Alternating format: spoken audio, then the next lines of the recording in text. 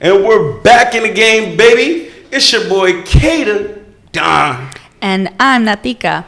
And of course, we have the one and only DJ Liquid in the building. Yo, yo, yo.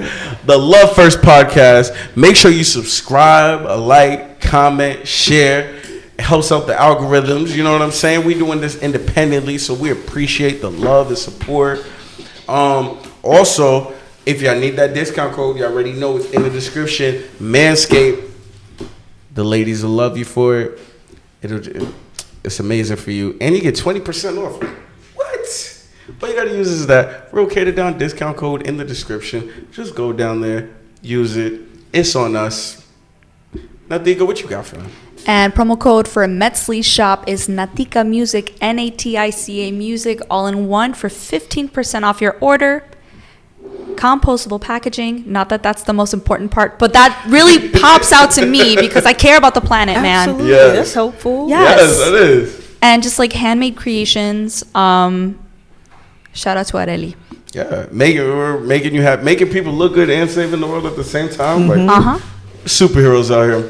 And of course, make sure y'all download and subscribe to the Love First TV app. Don't just download. You got to subscribe to a plan so you can unlock the content. We got new content for you weekly and monthly. It's going down, baby.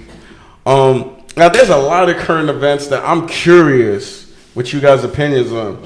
Obviously, we're going to talk about Kanye West. Before we get to Kanye, Ice Spice, there's a rapper from the Bronx who's blowing up. Got a song called Munch. Thought I was feeling you. That was a munch. Thought I was feeling you. So what caused some controversy is before her song blew up, I think she was doing shows for around like $2,000 per show.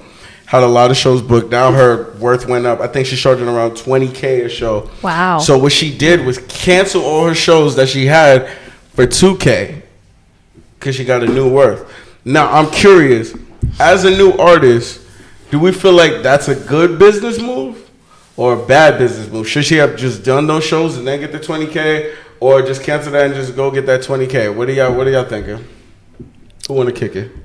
I'll jump in. Yeah. I'll jump in on that. So I've heard the song Ice Spice. I like the single a lot. I'm curious to see what else she has. Yeah. I think that today, for catalog, it's really important, especially while you're touring, to have beyond the single. But if success comes at you that way, I understand you got to jump in when you can and strike while the iron is hot and while everything is relevant, because people do have short attention spans. Now, I can't speak for her bag. I can't speak for her business model. But for me personally, I have been in situations where I've had gigs booked and things happen and the price went up, But again, this goes back to the conversation we've been having all day about community, like especially with hip hop, especially with the state of music industry in general. I'm a person who keeps my word. Yes. And I think for an artist that is up and coming, sometimes it can be very enticing to be caught in the hype. And I'm not saying that's what happened with Ice Spice, but I think we can all think of a time we were younger and much more carefree, and you like, yo, I got my whole career ahead of me. And then like, as someone who's been doing it for 20 years, and this is the same in every industry. So it's the same for athletics, same for music, same for corporate. Same people you meet going up are the same people you meet coming down. Mm-hmm. And that's just how it works. And yeah, sometimes people change and move up in different spaces, but I don't believe in burning bridges unless you're going to annihilate it. And I mean, down to a crisp. Yeah. Burn it with a blowtorch. I'll put a little fire. You know what I'm saying? You gotta annihilate the bridge. Like, it needs to be numb. Godzilla. And if you're gonna burn a bridge, you better have a yacht. Yeah. You don't want to be on no rowboat talking about you burning bridges. Yeah. So I don't know where this is gonna end up for her. Like, it could be, she's blasting out of this world and she doesn't need to come back down that ladder.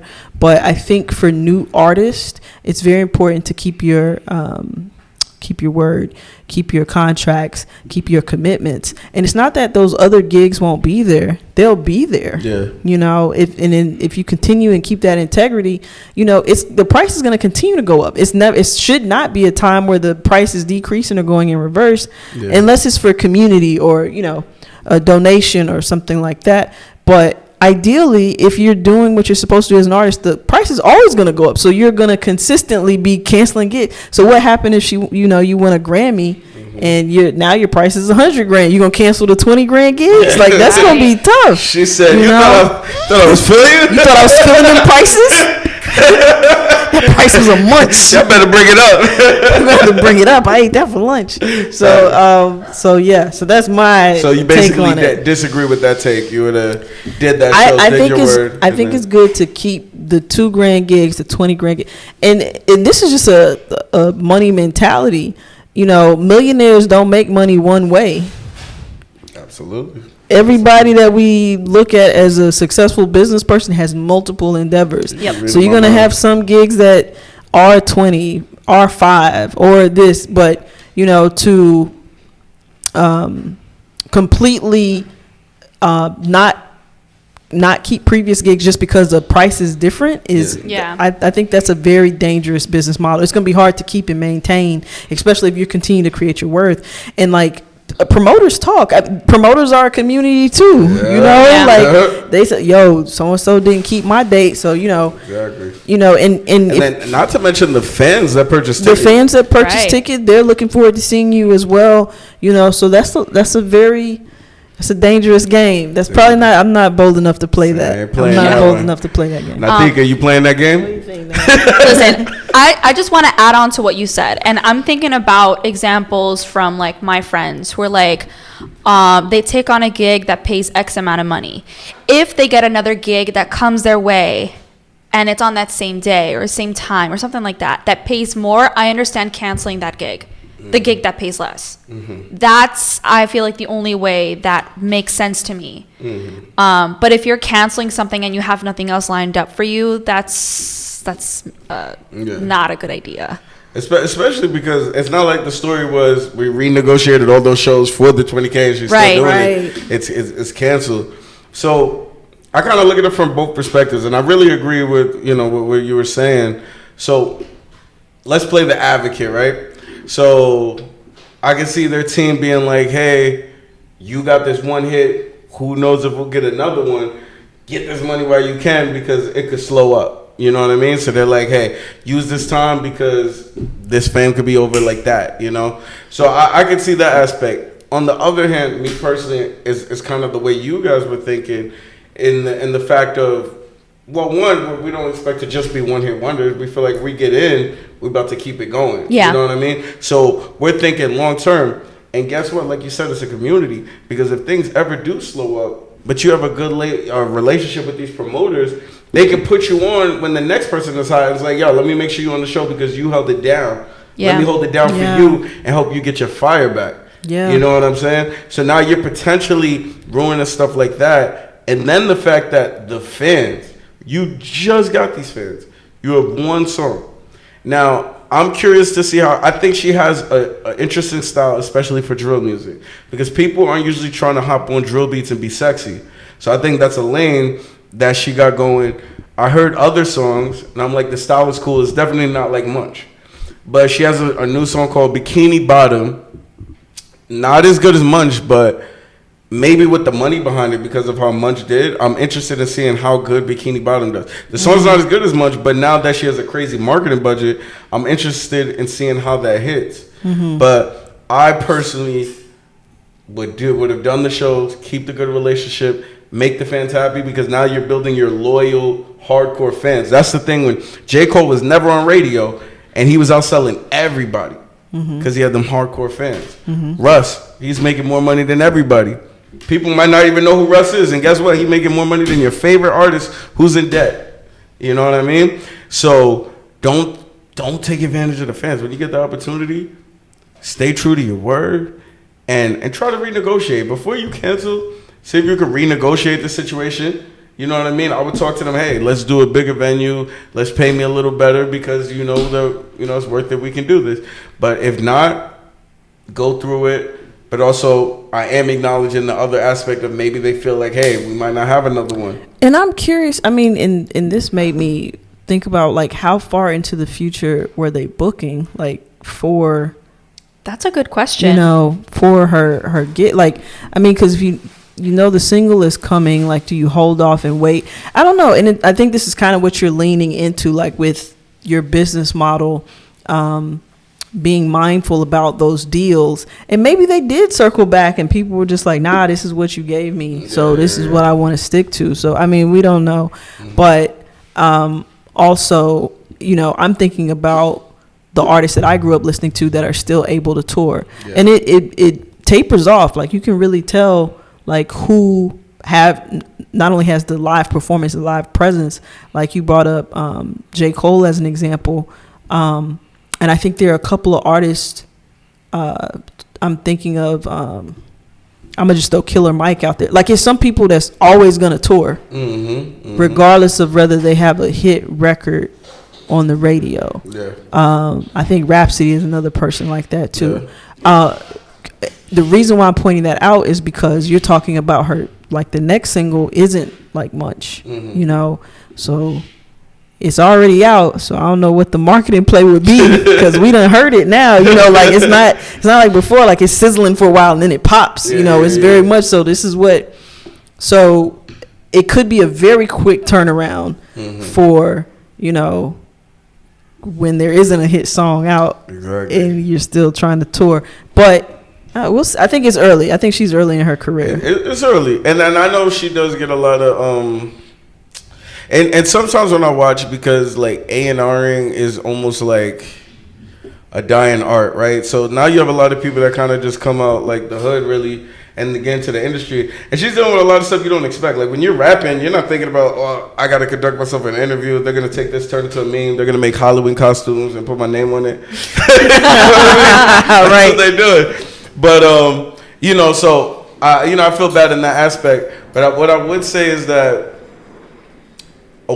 even if you're just a one-hit wonder, it's not necessarily the worst thing. Because guess who makes fun of the one-hit wonders the most? The people with no hits. You don't really hear the people with bad hits. The no-hit blunder. No-hit blunder. Yeah. So you can be good with the rest of your life with the one hit. But guess what? It makes it harder. But if you have good relationships, that one hit you can feed yourself. So I would even tell them kind of reevaluate how you think, because even long term, if you only have one hit, with the right relationships, you could be good off the rest of your life. So don't ruin the relationships. You might get some more hits. You might end up being the biggest female artist ever. It's early. We don't know. But let's say you only have one hit. Keep those relationships, and you can be good for the rest of your life. Yeah, I mean, look at Rick Astley. He's still like banking off of, never gonna give you. That's true. Vanilla Ice, Ice Baby. He doing shows. I wasn't even thinking about him, but that works. That's true. So it's how you do the relationships. Now, let's get into some controversy. This is what the people have been waiting for. They want to know our opinion on Kanye West. Now, it's not just one. I started, like, as it was going through the week, I was like, I will talk about this. But he done did, like, at least 5 things we need to react to. So, the first thing was he came up with Candace Owens with the White Lives Matter shirt. I'm curious. I want to start with DJ Liquid on this one, right? What was your view when you seen Kanye come out with the shirt? And what do you think what was in his mind when he did it? So I want to know your view of it, but what do you feel like was in Kanye? Like, why would Kanye do that? Mm-hmm. So I'm gonna preface this with I grew up. Kanye was my era of hip hop. Yeah, me too. I think that I wanted to start with that because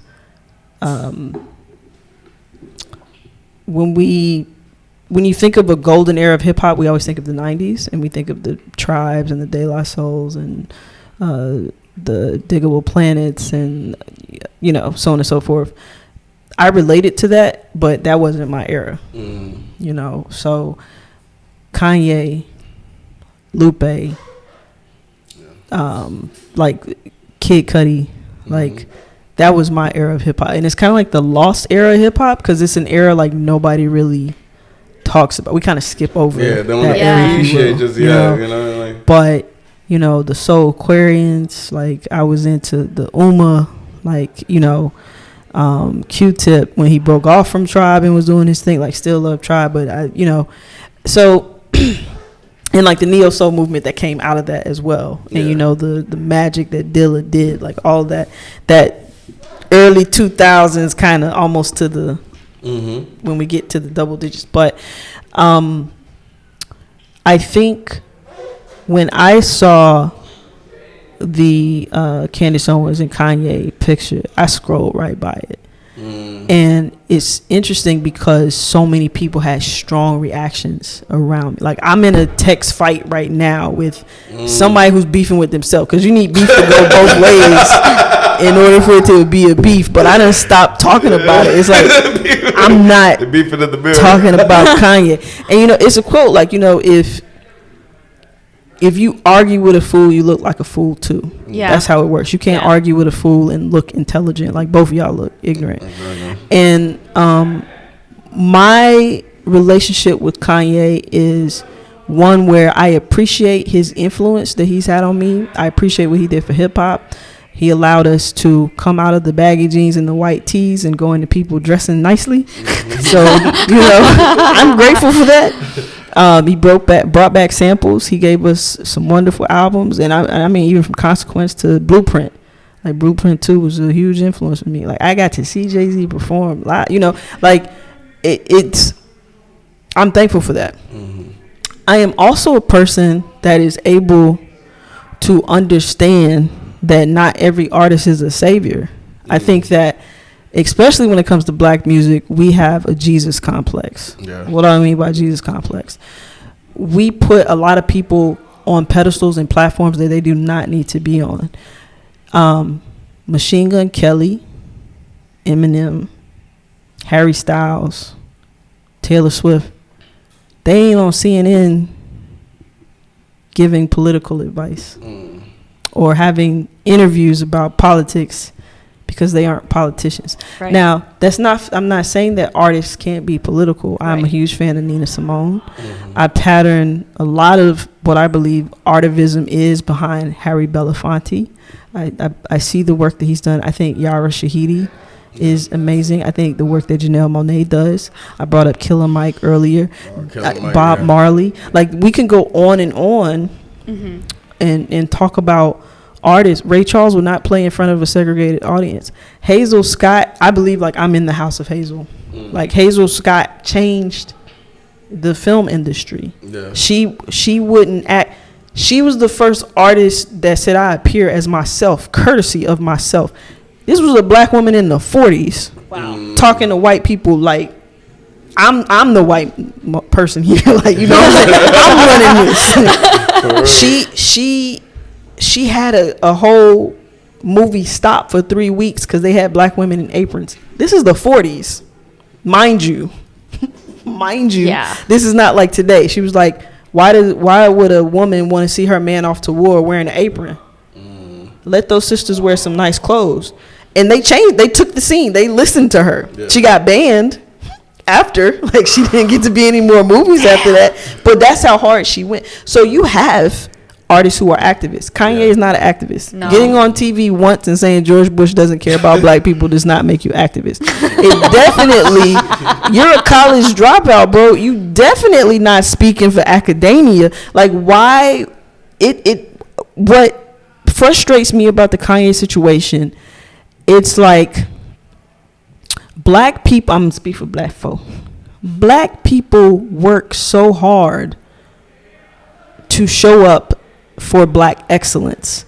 Way too hard to have the buffoonery be not only broadcasted but celebrated. And Kanye has habitually line stepped into that buffoonery to the point where I don't have a problem with people asking Candace Owens questions, even though I don't agree with her. I agree with like every 10th thing she says. I might be like, okay, that kind of makes sense. You know, I'm with you. You know, but I don't agree with her. But she is a person from politics. She is educated and she works in political commentary. That's her lane. Kanye West should be speaking at South by Southwest. Like, he should be speaking on producer panels. Why are y'all asking him when we have Neil deGrasse Tyson. We have people that are astrophysicists who are available, who can speak on issues, who can be educated, who can be articulate, and who can be well informed. Kanye West is not that person. So anytime they do that, it's kind of like when you have that cousin at the cookout. Once they start talking, you don't go and like, you know, find the neighborhood and be like, hey, let's listen to Kanye even admitted crazy cousin Kanye admitted that talk out of his behind. He's like, I'm that crazy cousin you can't bring to the No, party. you don't do that. What you do is when company comes over, you put him in the back of the room and be like, yo, go turn on the go play the video game. Take him back there and let him play the video game till they leave. Yeah. You know what I mean? And they are doing we are doing the exact opposite with Kanye. Every time I see him on, and it's his privilege. I'm sorry, and I'm gonna say this, and I'm gonna say it as boldly as possible. Hip hop provides a stage for black men that they normally don't get in other situations. So for whatever reason, they get a lot of passes. Lauryn Hill couldn't do half of the stuff. Y'all would have burned Lauryn Hill at the stake. Early and cancel her. Who else is somebody y'all like? Mary J. Blige. Y'all love some Mary J. No matter what key she's singing in, but y'all love some Mary J. Burn her at the stake. Like, it's no way a black woman in hip hop could do half of the stuff that Kanye does and still be supported. And I don't want to hear nothing about no mental health. I am someone who has people in my family that deal with mental health that are on medication, that we work through their challenges and the family is aware. So I'm not being insensitive to mental health issues. I do think that is something to take into consideration. Yeah. But I think there's a difference between having an episode and being unhinged. And further, being privileged. Kanye is very privileged in how he operates, and he seldom receives any kind of actual punishment. This whole cancel culture is a lie. It became cancel culture when it started affecting men. When black women were difficult, when Janet Hubert was Will Smith, when she wasn't able to work, a Juilliard trained actress, singer who was the most talented person on that set couldn't find work for 20 years, that's canceled. That's a long time. That's canceled. Yeah. You talking about Kevin Hart and Dave Chappelle with his, like, y'all talking about canceling people and you signing $1 million deals. How are you canceled with you can't be canceled and doing a Chase commercial. Kevin Hart was never canceled. Dave Chappelle wasn't canceled. Kanye isn't canceled. He still got money. He got more money. You know, he got so much money he can afford to lose money. Yes, he can afford to go out there and say he can afford to piss off Adidas and still be okay. And it's crazy, right? Because he just lost the Adidas deal, so he was like, I'm worth $11 billion. And I think I see some article. There's like, oh, you know, Adidas dropped him, so Kanye's not worth he's not a billionaire. Like, he's anymore. a millionaire now. He only has 400 million. Poor Kanye. Wiping his tears with dollar bills. Let me. Oh, so sad. Only 400 million. But I agree with you in the fact of we kind of look to these artists as saviors, and you know, Kendrick even kind of talked about how people's looking at him like that. He's like, I'm not that for you. But with Kanye, when I seen the White Lives Matter shirt, I thought my perspective is definitely, well, one, you shouldn't do that at all. But you picked the worst possible timing, because right now Black Lives Matter. It's already been a fight since it came out. Then we found out the people in charge of it are, you know, taking advantage of it. Like misappropriating the funds, Misappropriating the funds. So now we find out that we basically got scammed on this Black Lives Matter after we was fighting, and then you come out with this. So my thing is like, right now you're creating too many enemies and you're destroying yourself. Like, it's like you're in self-destruction mode because you're losing the people that could have your back, especially as you go into your next feat of the rhetoric that he's going into. It's like he's coming at everybody. I think in his head, I try to give the benefit of the doubt, is that he was like, I want to spark the conversation. And just to give him the benefit of the doubt, I don't know if his mindset was that, but it was just like, you know, everyone, there was resistance to Black Lives Matter because people were like, well, all lives matter and this and that. So he wanted to give and say, okay, well, white lives matter. That's what you guys have been saying. And then his reaction to it was, well, it's an obvious statement. We all know white lives matter, so that's why I just put it out there. It was an obvious statement. Make some money, it gets people talking. So it's like he wanted the reaction, so he had all the attention, I guess, for whatever his next move was. I think he went about it the wrong way. I don't know if he had the most malicious intentions, but I think it was not thought out. And like you said, mental health issues is a problem. You know what I mean? The people around him shouldn't just be yes men in him. Right. Especially because now it's like, if you're America, yeah, you're mad strong, you got nuclear weapons, but you can't just start beefing with China, Russia, Britain, and everyone at the same time. Canada, Mexico, like what are you doing? You know what I'm saying? Like, now you're putting yourself in a crazy place. And then he comes with the anti-Semitism remarks for the Jews. Let me read the tweet, and then I'm gonna have I'm really, because I saw this and I'm curious to know exactly what he said. So exactly what he said was, and this is what got every people going. And I've been having debates with some of my Jewish colleagues, my brothers. You know, I got love for everyone. I don't feel like there should be any discrimination, but I try to play the advocate, you know. But here's what his tweet said. I'm a bit sleepy tonight, but when I wake up, I'm going DEFCON 3 on Jewish people.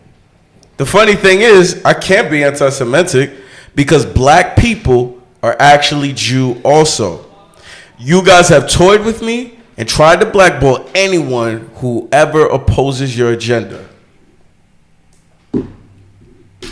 So he comes out with these remarks. So one, your black supporters, you come crazy at them. So I was like, oh, we don't mess with you. And then you start coming at your Jewish supporters. So when you heard that tweet and your reaction to his remarks, I'm curious what your reaction was, what you thought, and you're actually in a relationship with a Jewish man, so I'm kind of curious what you guys both reactions were.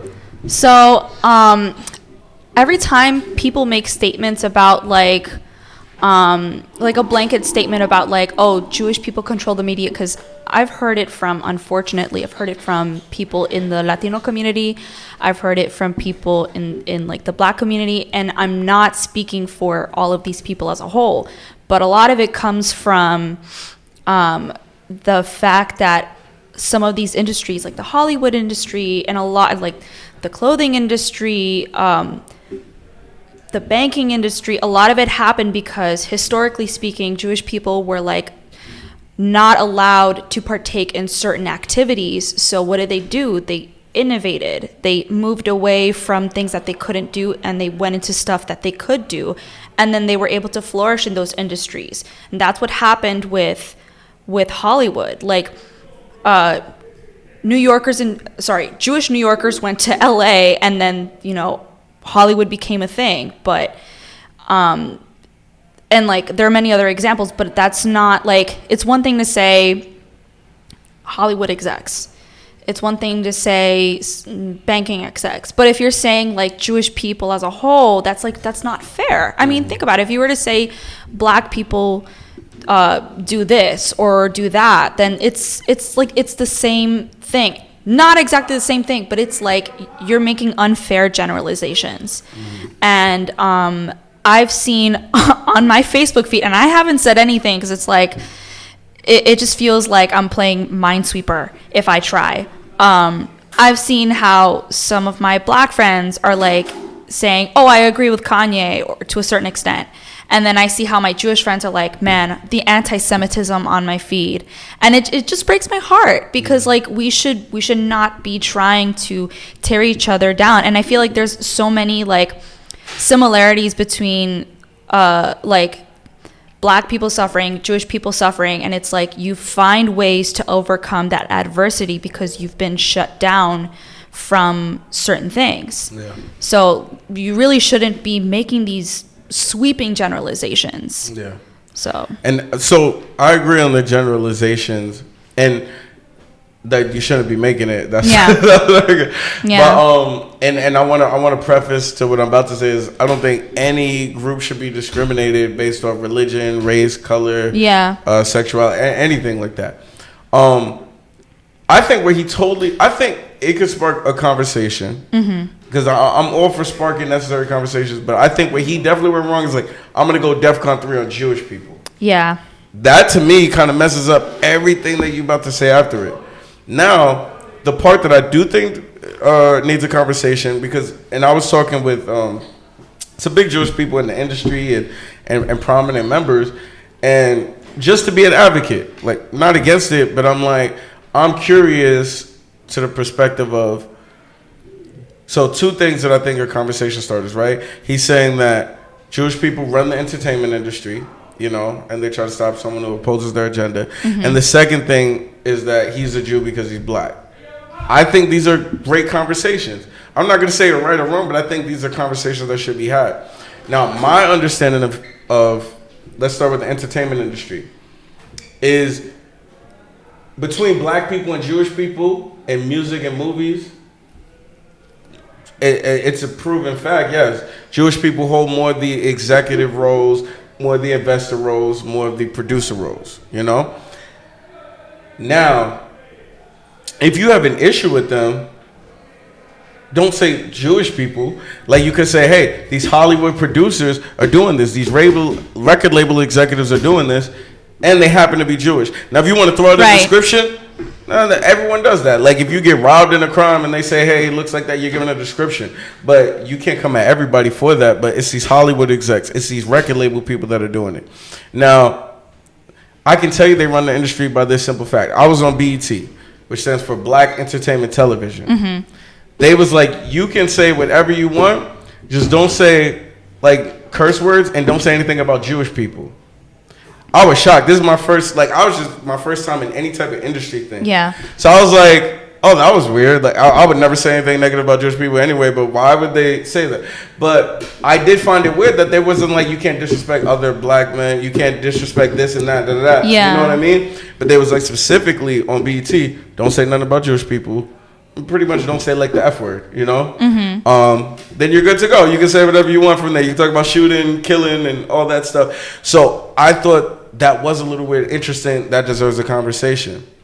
It doesn't mean all Jewish people are bad and this is that, and you know what I mean? It means let's step up and get into these positions. Like when I look at the way the Jewish people are moving today, I encourage, especially people that look like myself, because I feel like we do it the least, let's do that. Because I talk to Jewish people and their mentality is if one Jewish person gets paid, at least 10 get paid. I love that. And I feel like that's what we need to do. It's community. It all goes back to community here. Community. The second factor was, he said black people are Jewish. I'm interested in the Jewish perspective of it because in the history books and the Bible and everything that we're understanding is that Jewish people were slaves in Egypt, which is in Africa. And I do feel like the American system tries to make us feel like Egypt is not in Africa. Like that's never like super duper clear when you're coming up in school. People don't know their geography, unfortunately. Yeah. But I remember being in school like, oh crap, like whatever. There's this meme that's been going around on Facebook, and I feel like I even had this textbook at one point where it's like an Egyptian pharaoh, but it's like a white dude.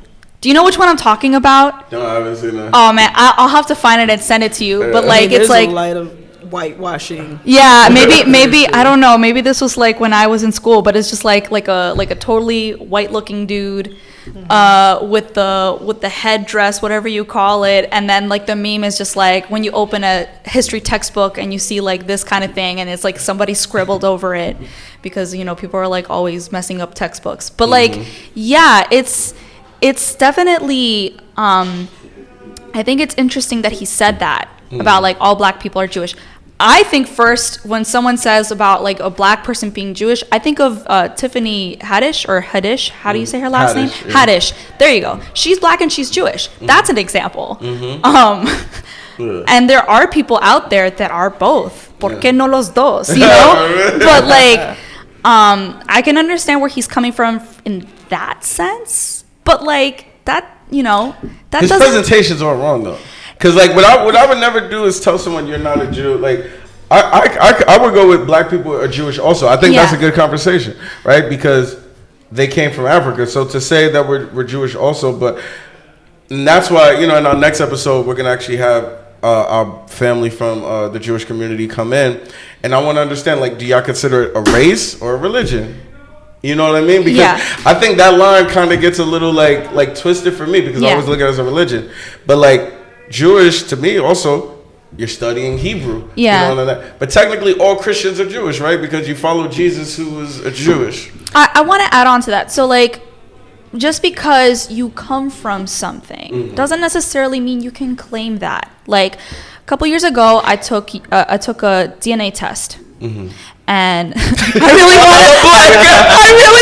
really want to quote Lizzo, but I'm not going to. But and I found out something so beautiful, that like my DNA tells me that I come from literally every single continent except for like Antarctica, or, you know. But you found that out. I was like, you're special.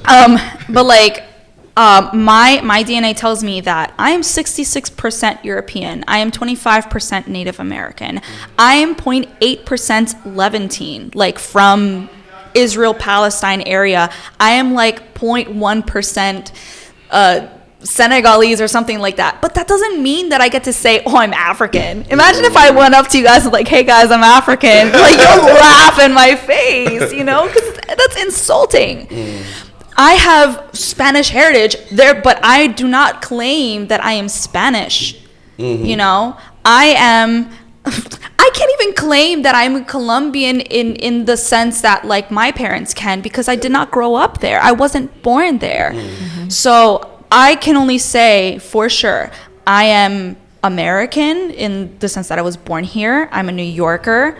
I am Hispanic. I'm Latina. I'm Latine, Latinx, whatever you want to call it. But like, I can't say that I am Native American. I can't say that I am Jewish or Italian or Spanish. So like, I can understand wanting to honor that sort of heritage or of coming from there, or like the history. But you can't just go and say like, I am, because I'm black, I'm Jewish, therefore like Jewish people then by that logic you're a self-hating Jew. I think that Kanye is, and this is why we like, it's very tough to speak on foolishness, because I want to go on record by saying all of this Kanye stuff is foolishness. Yes, totally. I think that he's a troll. I don't think he thinks white lives matter. I don't think he thinks black lives matter. I don't think he cares about Jews. Kanye cares about himself. Kanye cares about Kanye. Attention. Kanye wants attention. He's an attention whore. He's always been an attention whore. And anytime someone else puts out music, anytime our attention is diverted to another artist, he has some kind of moment where he spazzes out. I also don't think it's the mental health thing. I think it's the ego. If you want to say mental health in the ego form of it, that's what it is. And maybe if he is off his meds and his people are just being yes men, like you say, then they're just eating off of his deterioration. But I'll chime in for fun for this. But I think he's speaking towards like the Hebrew Israelite belief and logic. Right. Kanye strikes me as a hotep. Wherever there's patriarchy, there's also abuse with women, like how he left his divorce and how he was abusive to Kim and threatening to kill Pete and doing all sorts. Again, these are all the behaviors and mannerisms of a patriarchal, capitalistic, egocentric, self-centered, selfish, ignorant, coon, token, see, but like with the troglodyte of a artist get a dictionary. Way past his prime, and who's frustrated and who's becoming self-conscious and needs to date women 20 years younger than him so he can feel like a man again, not feel emasculated by his own shortcomings, because without the attention, who is Kanye? Because Kanye loves Kanye, and if the world doesn't feel like Kanye about the way he feels about Kanye, then he needs to make us feel this way and get all this attention from us. Yeah. But you know, I see what he was trying to say, like, you know, with Jews controlling the media, which is, you know, BET is owned by Viacom, who's owned by white people. I mean, you know, we know that America loves black culture and does not love black people. So this isn't a secret. Mm-hmm. You know, we know that cornrows are ghetto in Harlem and in Atlanta and in Compton, and it's fashionable at New York Fashion Week. Right. Or in Hollywood. So we know these things. But you can't go out for the very, well, just wonderful point that Nat just made. And that's why we shouldn't give him this fuel, because you don't go out and make a generalized statement about a group of people because you're upset that no one wants to publish your trash bag fashion line. This is what this is about. Yeah. We all know, you know, you're mad at Gap, and then you're mad at Adidas, and you're mad at Sway, but Sway had the answers the whole time, actually. You know, but this is the only way, you know, you can garner up attention for your little evil genius you are, because it's working. Yeah, you know. Working. But he's not a conversation starter, because he's starting the conversations the wrong way. Yeah, these are not, and by the, I'm not saying we aren't, because people are having conversations, but these aren't solution oriented. Yeah. Mm-hmm. You know, and that's actually a good segue, because with all of this going on, right? And I see a lot of black people, you know, standing up for the Jewish community. Like, hey, we don't agree with this. And I do see some people say, hey, there is some truth in it. And I do believe there are some truths. Like, hey, they might have ownership of that, or whatever the case may be, but nobody should be discriminated or generalized. Mm-hmm. But I would like the solution from this situation, beyond canceling, and want to make sure every deal is dropped, is to bring unity between people. Yeah. Like, for example, like, you know, what black people, we go through is when there's a crime being committed, they describe it, hey, black person did it. The cops are trying to get, like, almost every black person on the block. You know what I mean? Like, I have been pulled over, like, oh, we think you fit the description for something. You know what I mean? So the way Jewish people are feeling right now is kind of like what we're going through every day. So that should bring more unity together, because we're standing by, it's not like everyone's standing by Kanye, you know, you're 100% right. Mm-hmm. No. Now, there might be certain things that Jewish people have ownership of this and that, but I never was raised with that victim mentality. I'm like, okay, well, I can do it too. They're human. Are they aliens? No, they're humans. I can do it too. Now, I have seen Viacom contracts where, no, I'm not going to say names, but I've seen certain Viacom contracts where a black person and a white person might start around the same time, and the white person's contract is like 2 times better. And I've literally seen it. But to me, instead of just being like, oh, he's white, he got it, like, no. Like, study it, what's going on, get the right lawyers, and go into that situation right. Don't be a victim. Don't be like, hey, just because they're white, they did that, and da-da-da. That could be true or not, but I can't be a victim in my life. So before I sign a contract, I'm going to do some research. Mm-hmm. I'm going to respect my worth. I'm going to have the right lawyers. Then we go into it. You know what I mean? So same thing. If you feel like Jewish people are running the media and this and that, start your own media company. Yeah. Well, start trying to build a community. Like, don't just be like, I'm coming against them. They own this. They, you know. And this is why Kanye is dangerous, because black people aren't doing that. Like, you have Issa Rae. I sing her praises. I love her all the time. Yeah, you have what Issa Rae is doing is beautiful. I think we need to amplify the conversations that she starts. What Donald Glover is doing is amazing. We need to amplify what he is doing more. There are the work that Pharrell did with the other, like other tones, or was it the other tones? Absolutely amazing. Amplifying black voices. So just because Kanye took his money and only did what he wanted to do with Kanye, like, I think if he would have fueled Kid Cudi's visual, like I just saw his new movie on Netflix, the anime thing, it was genius. That's awesome. That was wonderful. Kanye could have fueled people. He could have been a multimedia brand stop for black creators. Mm-hmm. He didn't do that. And that's the difference between true success and simple success. Yeah. To make yourself a success is one thing, but and Russell Simmons said this. Not only am I a millionaire, I made millionaires. Who else did Kanye make a millionaire? Yeah. No one. So when you have somebody like Issa Rae who has Hooray, who has radio, yeah. talk about putting black women in places to get checks. Yeah. Yeah. And to create content. So Issa said, and this is from a YouTube star. Yeah. Issa said, I'm going to make the films. Oh, y'all got music supervisors? Don't worry, I got my own music supervisors. Oh, y'all got artists? Don't worry, I got my own artists. All black women. I love her. I've been following her since Awkward Black Girl, and Same. like, so good. Same. That's the kind of stuff that we need, more of that, and less of the attention whore that has helped no one. Yeah. Has helped no one. And I agree with the fact, because I can tell you like two people I respect that I don't 100% agree with all the time, but I like what they're doing. Charlamagne the God and Tyler Perry. I don't agree with 100% all the moves they did, but Charlamagne is making a podcast network for especially focused on black voices.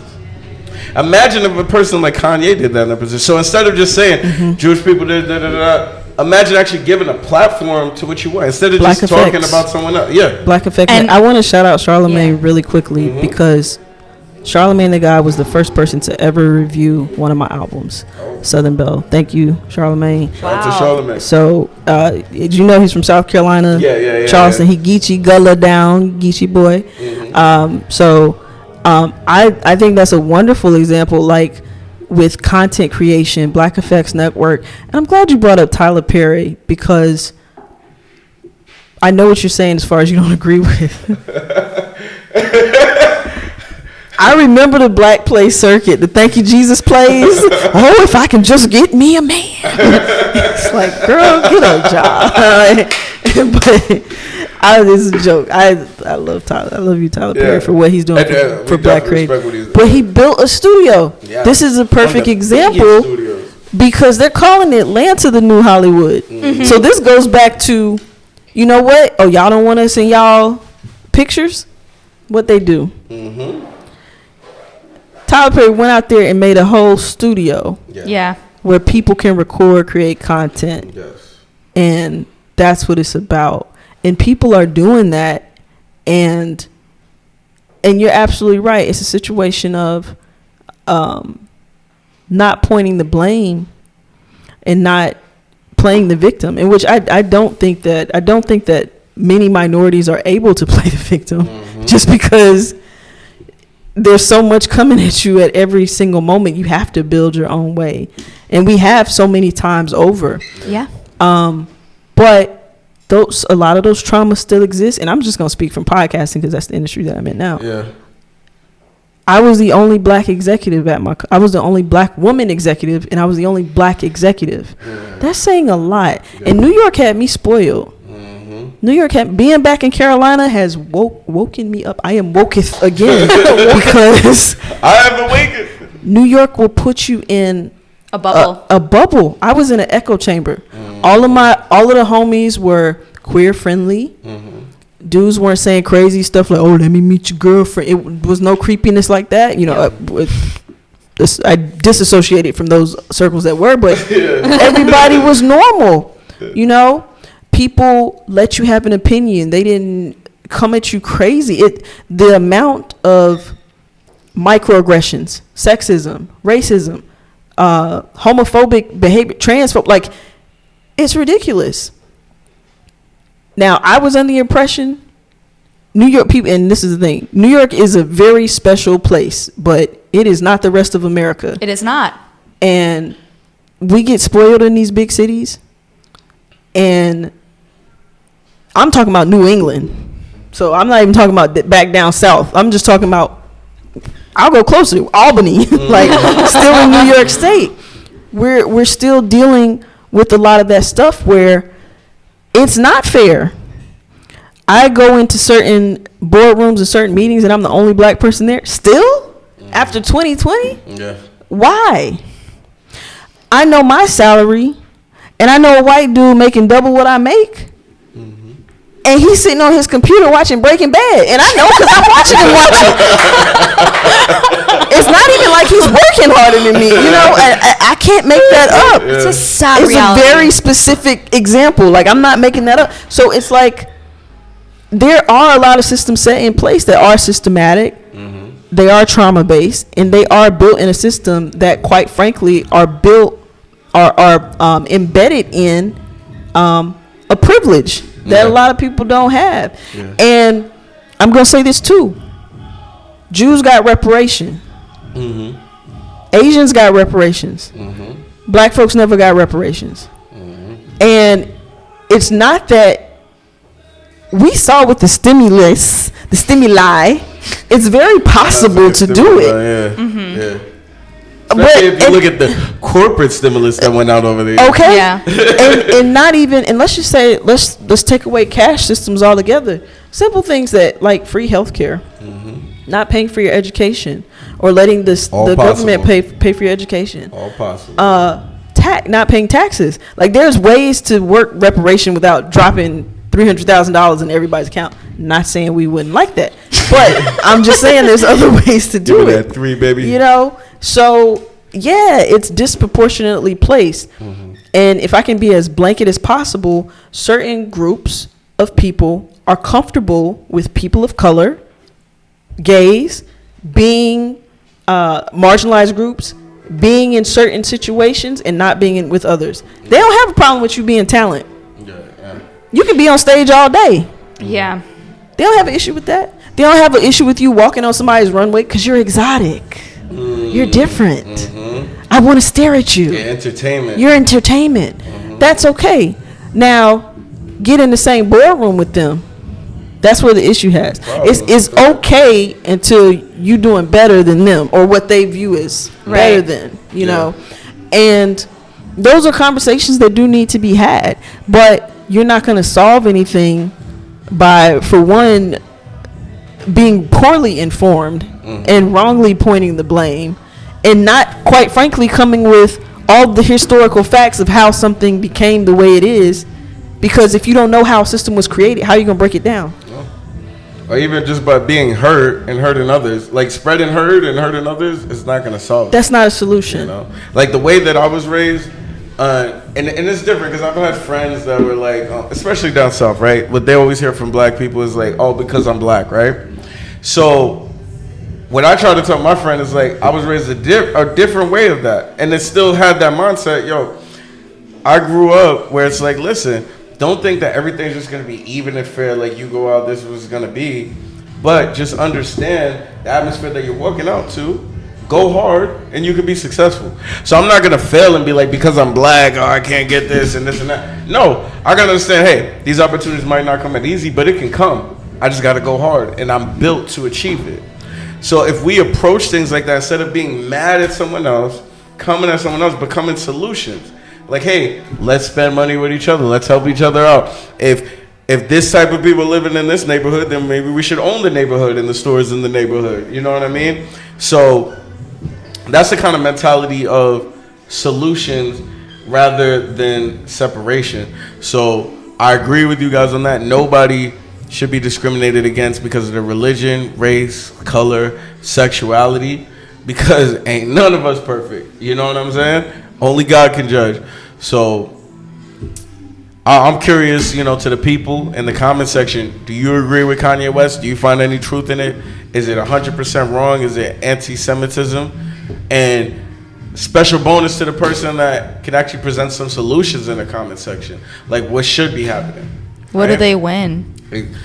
See, I was thinking about that. You get a Bluetooth speaker because we got some more Bluetooth speakers. So whoever's the best solution. I'm looking out for you guys. Yeah. I got to bring it to the podcast. But Bluetooth speaker, because of her, she's looking out for you. Comment, whoever has the best solution that's going to bring unity and understanding, we're going to give out a Bluetooth speaker. But with that being said, make sure you like, comment, subscribe, share this video with others. Download, subscribe to the Love First TV app, and DJ Liquid, we want to thank you for coming on to the show Thank again. you for having me. Where can they follow you? Before all that, kudos to y'all Shout out to y'all. Thank you. Love First Podcast. Thank you. Much love. Thank you so much. You can find me at iamliquid.com. That's LIKWID. I'm at Liquid everywhere, LIKWID. This Friday, I will be on WBAI Radio spinning. I'll also be playing. Oh, this is like, let me catch myself up. If you want to see me spinning, you can check me out on my website as well. And yeah, new music coming soon. Woo, I'm excited. Yeah. Yo, make sure y'all comment on her like, yo, we want to hear her collaborate with K the Don. Oh yeah, that's happening. It's going down. It's going down for sure. Yeah. It's going down. Y'all already know. On Instagram at the real K the Don. On YouTube, K the Don. That's KDADON. You can follow me on at Natica Music, NATICA Music, all in one. You can find me on Instagram, TikTok, Facebook page.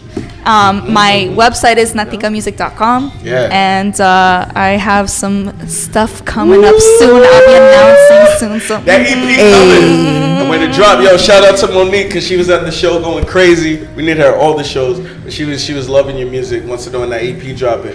I'm putting the pressure on her. I told her every time I see her, when that EP dropping, it's coming. That I know fire it's is gonna coming. And remember, guys, why hate when you can love first? It's the Love First Podcast. Yeah. I love it. I've never done ambassador or partnership programs, even though I get a lot of unsolicited DMs from random profiles, because I'm not going to promote something I don't like or believe in.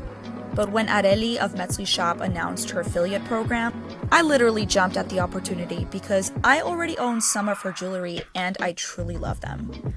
All of Metzli Shop's jewelry is nickel-free, and these butterfly earrings were so cute, lightweight, didn't irritate my ears at all, and I got so many compliments on them. If you like what you see, head over to Metzli Shop's page and use promo code NATICAMUSIC for 15% off your next purchase.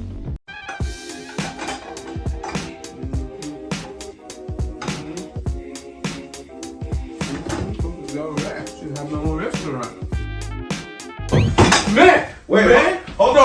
I just came to tell you about something that's gonna change your life. Man, It's gonna change your life. The Love First where did TV you come app. from? Man, that's so important. But you better say something. What is important is the Love First TV app. What? It's available for all iOS and Android devices.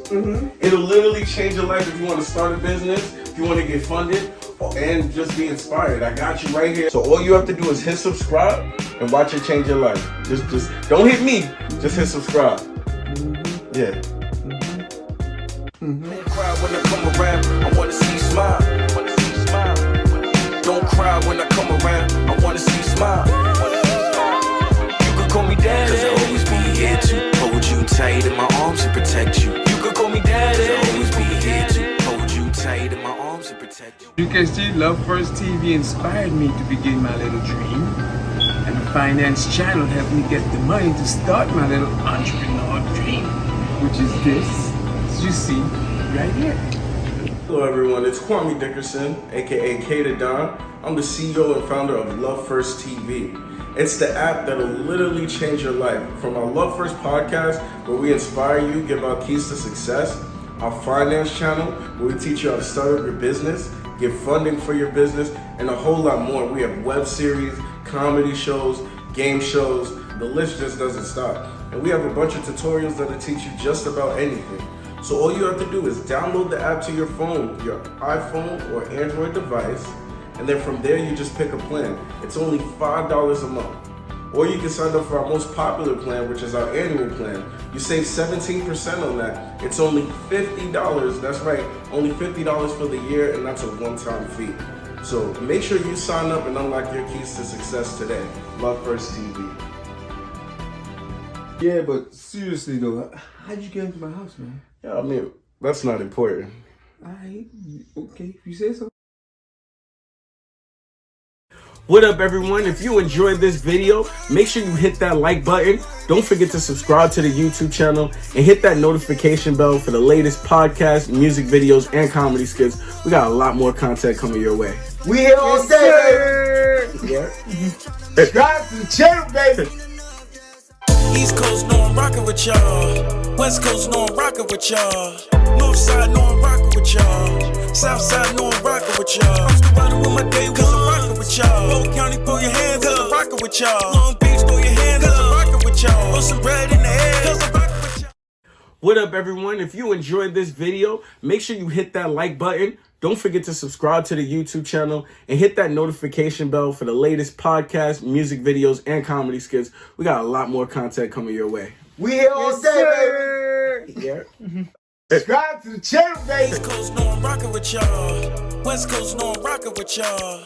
North Side know I'm rockin' with y'all. South Side know I'm rockin' with y'all. I'm still riding with my day, cause I'm rockin' with y'all. Old County, throw your hands up, I'm rockin' with y'all. Long Beach, throw your hands up, I'm rockin' with y'all. Throw some bread in the air, cause I'm rockin' with y'all. I'm Bo-Redder, a go-getter, mo-wetter, low-redder, dough-getter, so better, faux-wetter, no never, so clever, go whether or not the teapot or the beat.